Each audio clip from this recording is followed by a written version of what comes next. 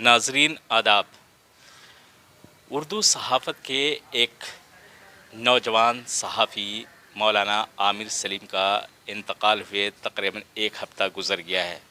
उनका इंतकाल 12 दिसंबर को दिल का दौरा पड़ने की वजह से हुआ था, जिसके बाद तमाम सहाफ़ती बरदरी में एक गम का माहौल तारी हो गया। मैं इस वक्त जामिया रहीमिया मेहदियान में हूँ, जहाँ उनका क़याम था, जहाँ वो रहते थे। मेरे पीछे देख सकते हैं जामिया रहीमिया मेहदियान। ये आगे में जस्ट सामने बगल में ही उनका कमरा है, वहीं पर रहते थे। और यहाँ पे ये पूरा नज़ारा देख सकते हैं यहाँ पे। तो इनसे पहले कि हम उनके कब्रिस्तान पे भी, उनके कब्र पे जाएंगे, फातिहा भी पढ़ेंगे और आपको दिखाएंगे भी। और मैं आपको दिखाता चलूँ कि माहौल क्या है एक हफ़्ते के बाद जामिया रहीमिया मेहदियान का। मेरे साथ उनके छोटे साहबजादे हैं, आइए उनसे जानते हैं। क्या नाम है बाबू? अमान। अमान। क्या बाबू के अब्बू का कब इंतकाल हुआ है?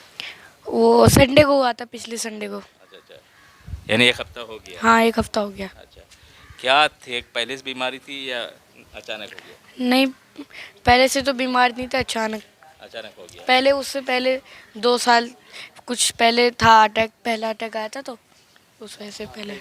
कहाँ पढ़ते हैं? वो जीनत महल में, जीनत महल SBB में पढ़ते हैं? जीनत महल। अच्छा, तो वहाँ फीस जाती है? नहीं। अच्छा अच्छा, फीस नहीं जाती है। तो आप अब्बू के बारे में जाने के बाद क्या गम का किस तरीके से है? घर पे माहौल ठीक ठाक है? हाँ, ठीक ठाक है, बस वही। अच्छा, अफसोस है। हाँ। तो ये है साहबजादे उनके छोटे वाले अमन, जो बता रहे थे कि पढ़ाई कर रहे हैं। या इसी तरीके से अगर यहाँ पे देखा जाए एक हफ़्ते के अंदर ही, तो काफ़ी अभी यहाँ के लोग उनके गम को भुला नहीं पाए हैं। और जब भी याद करते हैं तो आप दीदा हो जाते हैं, आँखों से आंसू छलक पड़ते हैं। मौलाना आमिर सलीम साहब मेरे बहुत मुखलिस दोस्तों में थे।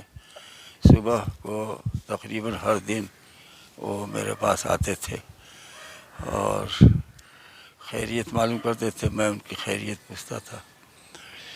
और लेकिन उस दवा के सिलसिले में जो वो पीते थे वो बताते थे तफसील से।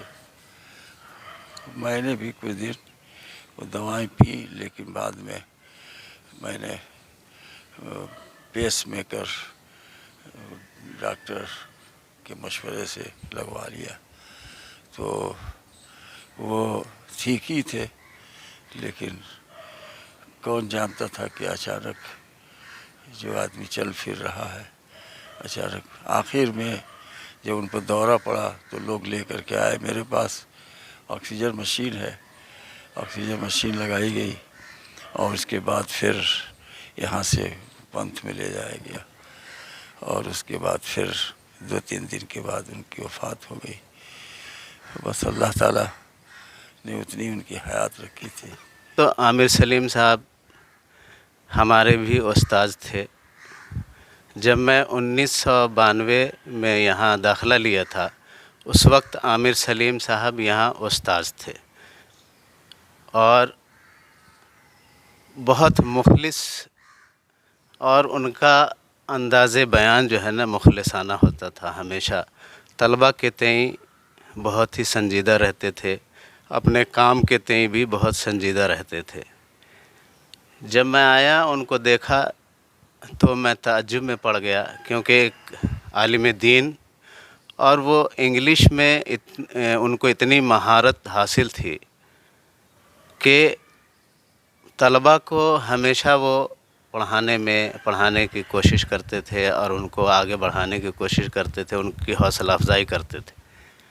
जब मुझे ज़रूरत पड़ती थी तो मैं आमिर सलीम साहब से मुअद्दिबाना अल्फाज में, लहजा में उनसे गुफ्तगू करता था, उनसे मशवरे लेता था कि आगे मुझे क्या करना चाहिए। तो वो बहुत अच्छा मशवरा देते थे और बहुत अच्छी राय देते थे, हमें समझाते थे।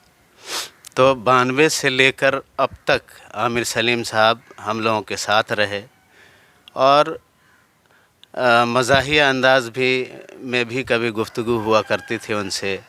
तो हम लोग जब बैठते थे, मैं हुआ, आमिर सलीम साहब हुए, मुस्तकीम साहब हुए, वली इकबाल हुए, मौलाना मजहरुद्दीन खान साहब हुए, ये सब एक साथ बैठते थे तो गुफ्तगू का अंदाज़ ही कुछ और हुआ करता था।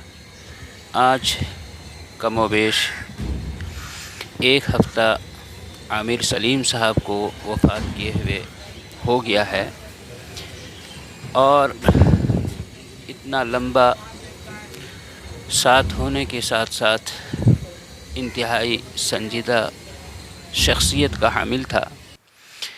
یہی وجہ ہے کہ آج تک ہم ان کے وصال کو اور ان کی فرقت کو نہیں بھلا سکے ہیں، اور اب تک وہ یادیں اور ان کے ساتھ اٹھنا اور بیٹھنا، ان کی نشست و برخاست، ان کا چلنا ایسا لگتا ہے جو بالکل آنکھوں کے سامنے گھومتا رہتا ہے۔ اللہ تبارک تعالیٰ سے ہم یہی دعا کریں گے کہ مرحوم کو جنت الفردوس میں اعلیٰ مقام عطا فرمائے، اور ان کی بال بال مغفرت عطا فرمائے، اور کروٹ کروٹ چین نصیب عطا فرمائے۔ ہم سب یہی دعا کرتے ہیں، اور ان کے جو لواحقین ہیں، پسماندگان ہیں، انہیں صبر جمیل عطا فرمائے۔